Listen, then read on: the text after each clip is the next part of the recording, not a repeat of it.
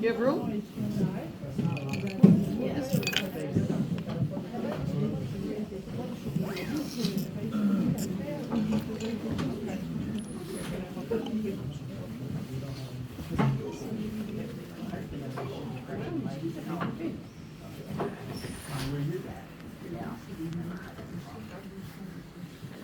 Alright guys, so now what I'm going to do is I'm going to go around asking everybody's names, where everybody is from, because I know everybody really loves doing that, alright? So again, I'm Leah, and if you could not tell, I am from Dublin, Ireland. So first I'll go with everybody at the front here, then everybody at the front here. So, hi. Eileen, Finland, Chicago. John, U.S. Olivia, the U.S. Bobby, the U.S. Michelle, Chicago. Melissa, U.S. Ruth, Spain, U.S. Eric, Lane, Jameson.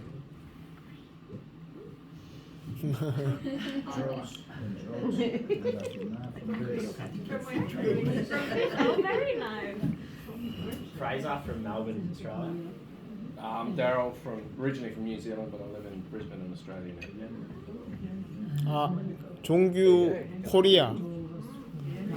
Nick from Ukraine. François, France. Jean-Claude, la Naville du Mont. Christine. Oh, ouais. Nicole, France. Viviane, France. César, France. Normandie. Very nice, okay. Alright, and how is everybody doing this morning, guys? Good. Yeah, everybody's happy to be here. No. Alright. Well, anyways, guys, I'm going to get straight into it, alright? So, everything you could ever possibly need to know about Jameson is either in the bottle or on the label. So, first we have our Jameson name, John Jameson. He's our founder. Beneath the name, we have our family crest and our motto, Sine Metu. Sine Metu is a Latin phrase that means without fear. Now, this particular phrase went on to not only define John Jameson's life, but it's gone on to define our whiskey ever since. Now, there are many characters in the Jameson story, but there's only one founding father. And it all started when an enterprising man from Scotland, John Jameson, set up shop here in Smithfield in 1780. Dublin was in the midst of a boom, and its population was growing dramatically. It was the second largest city in Britain and Ireland following London. During this time, there were well over 100 breweries and distilleries throughout Dublin, but many faded away in due time. And although few would have guessed it at the time, Dublin had just gained an institution that would remain in the North City for over 2 centuries. Jameson Distillery, Bow Street. And that's the man himself, Mr. John Jameson, and his lovely wife, Margaret. They both shared the same taste for adventure. And with a bit of hard work and innovation, the distillery would grow, as did their family. Together they had 16 children. It was not a large family at the time, guys. And that's their eldest son, John Jameson II. He would eventually take over as master distiller, building upon the legacy entrusted in him by his father, starting with innovation, hard work, unmatched quality. So, by the 1820s, the distillery would look like this, occupying 5 acres of land. Between 1880 and 1905, the distillery would have been running on all cylinders, or hot stills as we like to say here. And while John Jameson's name is on the label of all of our bottles, ownership of the legacy is shared. When you look here, you see 2 people carrying barrels on their backs, called barrowmen. You can also see them either at the backs or the ends of our bottles here. These barrowmen represent the hard workers, both past and present, who built their whiskey from the ground up. We'd like to think our story's told by the barrowmen. Smithfield itself, though, it was a city within the city of Dublin, a bustling place filled with highly trained craftspeople. So So self-sufficient, payroll records, carpenters, blacksmiths, coopers, ostlers. For those of you who may not know, ostlers are stablemen, so they work with horses. John Jameson and Son were also known for being great employers. Once hired, you were generally guaranteed a job for life. And at its peak here, our distillery employed 300 people, supporting hundreds of families across Dublin. And by the late 1880s, we would have been producing around 1 million gallons of whiskey, equaling to about 6.5 million bottles per year. Now, at this point in time, we would have been shipping our whiskey all across the world, and more people were getting to enjoy Jameson's triple distilled smoothness and incomparable taste. But unfortunately, time and history would intervene in the shape of political and military turmoil. And war would break out across the world, not once but twice. And of course, we even had our own conflict here in Ireland, known as the 1916 Rising. This is when the Irish fought for independence from Britain. And due to the distillery's location, it was used as a fortress at the time. But also because of martial law, the distillery was unable to open for 2 weeks. Jameson's generosity prevailed through this, and our wage book show every single employee received full pay for the 2 weeks that the distillery was shut down. Now, just when things are starting to look up for us, we were involved in a trade war with Britain, and then of course you had prohibition in the United States. American bootleggers would even go on to sell moonshine, but they would have been labeling it as Irish whiskey, just so they could sell it at that higher price point. Just when the damage to our good name and loss of momentum seemed irreparable, by the 1960s, the Irish whiskey industry was on its knees. Drawing upon John Jameson's spirit and innovative thinking, the guardians of the whiskey bearing his name decided it was time to sink or swim. So, for the first time in history, after centuries of rivalry, Jameson would join forces with John Powers and Son and the Cork Distillery Group, forming Irish Distillers Limited. And while the spirit of Jameson, of course, still lives in Dublin, where John Jameson perfected the art of whiskey making, our hearts are now down in Middleton, County Cork, which is where our whiskey is solely distilled and matured. And we like to live up to those traditions and heritage of hard work and innovation we have always been known for.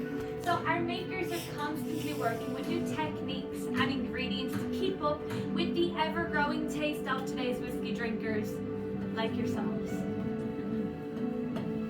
Jameson's always been a people's story. It's about our barrelmen, our makers, and of course, our masters, who are all living up to 244 years of heritage and tradition. And it's about all of us here who enjoy Jameson's triple distilled smoothness and incomparable taste. Here in Jameson, we would like to think that, well, we're all barrelmen.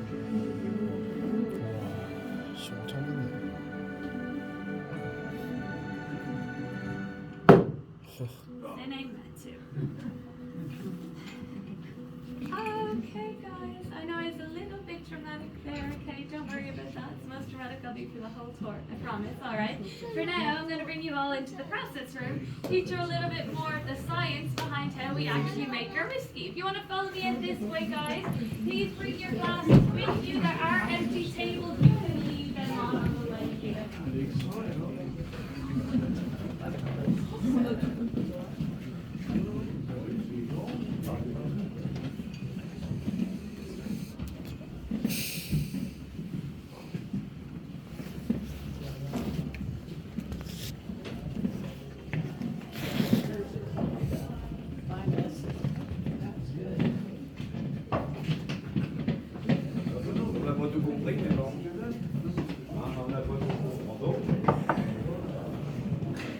So 6 people at a on either side.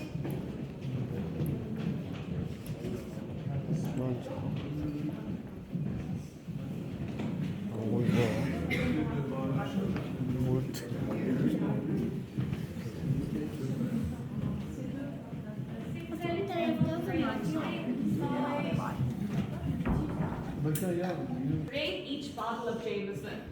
I'm going to break that down for you into 3 key stages. The first is the gathering of our quality ingredients. Middleton, down in County Cork, is the perfect place to make your whiskey because it has 2 of our most important ingredients. The first is pure, clean water. The word whiskey comes from the Irish Ishkabaha, which directly translates to water of life. And the Dungurdy River that flows through our Middleton distillery is the life source of our whiskey making operation. Our second key ingredient would be our barley, grown within 100 miles of the distillery. We do also use premium non-GMO maize or corn from France. We just don't have a lot of sun to grow our own here. But we are also one of the few whiskies in the world using 2 types of barley, malted and unmalted. So first I'm going to start with our unmalted barley. Unmalted barley is taken straight from the field, going straight to production. The tusk or the skin is still intact, meaning it's really hard, and it gives our whiskey that mouth-coating creamy texture and a spice. Then we have our second type of barley, which is malted barley. Our malted barley is produced in a malt house where it undergoes a germination process. The grain is left to soak in water for 2 days. Then it's left in warm, humid conditions for 5 days. This is to trigger that germination. Essentially what we're trying to do is trick the grain into thinking it's springtime, so it gives us those sugars and enzymes we need to make whiskey. Then we dry the grain and heat it. This stops germination, but again leaves us with those sugars and enzymes that we need. Back when we were working distillery, we would have used a traditional malt house and malting tiles. So guys, on the center of all of your tables, you'll see a malting tile. If you want to touch it, it'll only be a little bit warm. It won't burn you, I promise. You will also see 2 types of barley, malted and unmalted. If you want to go ahead and smell them. Unmalted barley would normally have grassy or earthy smell to it. Malted is a lot more like a sweet biscuit or a cereal. Do not worry too much if you are having a hard time smelling it. I know most of you are just getting plastic at the moment, alright? So we like to keep the taste of our barley clean. We would clean it with hot air. But our friends out in Scotland, they would typically clean their barley by burning it. They would burn it with peat and turf, and that's why Scotch whisky will generally have an earthy, peaty flavour to it. And once we've cleaned our barley, what we want to do next is mill it. Milling the barley is when we are grinding or crushing it down into a flour-like substance called grist. Once we have this, we add water to it, heat it. This is to extract and absorb as much flavour and sugar as possible. We filter it, collect the liquid, now called wort. We're adding yeast to this.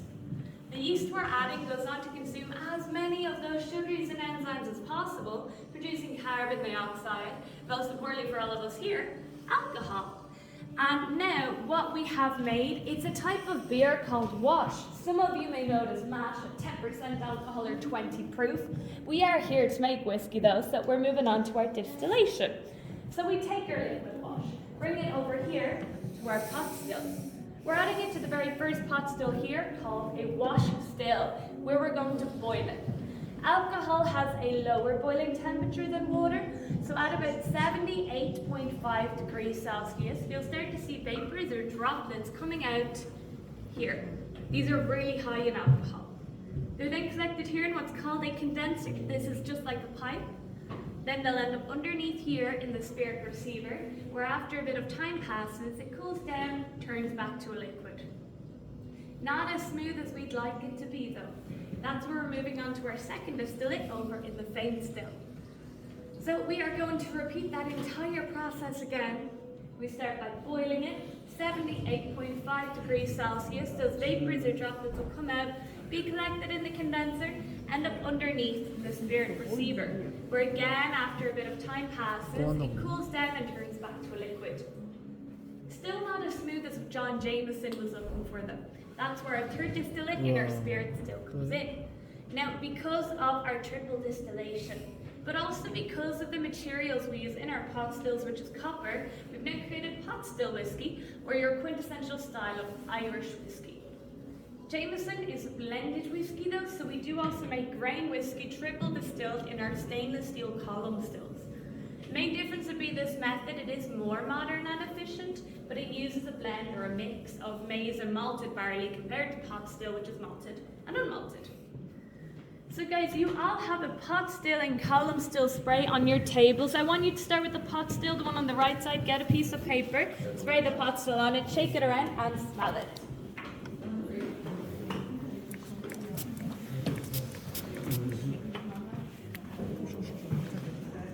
So pot still whiskey is very strong, spicy style of whiskey.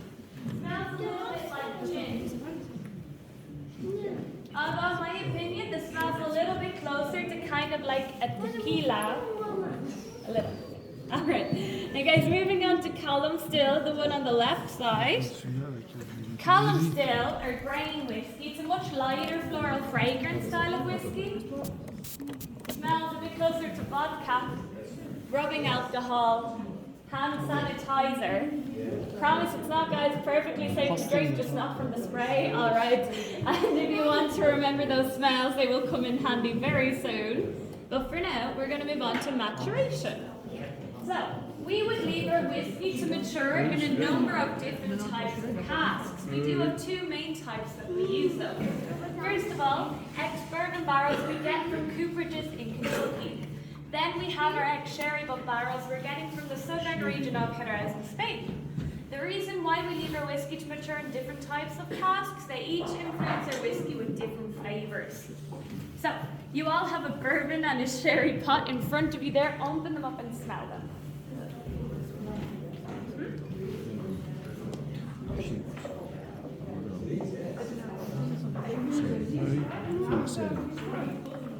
No, we both. And then we leave them at least, and after. 이제 하려는데 법원이 하려고 법원이네. So, bourbon barrels will influence your whiskey with sweeter notes, things like caramels, vanillas, general wood or oakiness. Sherry boat barrels with fruitier notes, things like nuts, figs, raisins, dates. Even if you were to smell the sherry boat barrel, it kind of smells like red wine. It's just because sherry is a type of fortified wine. And again, if you want to remember those styles or smells, now we're separating our barley and our grain distillate. So we do oversee the entirety of our production. Maturation is where we leave our whiskey to do its own thing though. So depending on the whiskey we're making, we want to leave it to mature for between, we'll say 4 to 7 years, with the legal minimum age being 3 years. And during this time, there's a lot of pushing and pulling between the spirit and the wood. We do want and need that to happen though for maturation to actually occur. So ye all have 4 beakers lit up in front of you there. What do you notice about them? Color, perfect. Anything else? Perfect. All right, so yeah, they get darker over time. That's the interaction of the spirits and the wood together. The spirit's constantly moving in and out of that wood. That's how whiskey gets color and flavor. But absolutely, they do reduce the volume over time as well because of evaporation. We lose about 2% of the whiskey each year to evaporation. This loss is known as angel share. 2%, it doesn't sound like a very big number. Works out to be, for us, about 50,000 bottles lost every single day. So lots of happy little angels flying around there. 저런 과정들이 있어서 맛이 있다는 Mix our whiskey types together. We will bottle them and then send them off to be distributed. So now, guys, if you would all like to follow me into the tasting room, the reason why most of you are here today, okay? Just look all the way around there. We shouldn't have any gaps between people. 마지막 한 잔 이렇게 좀 섞은 거랑 이래서 4만 원 괜찮네.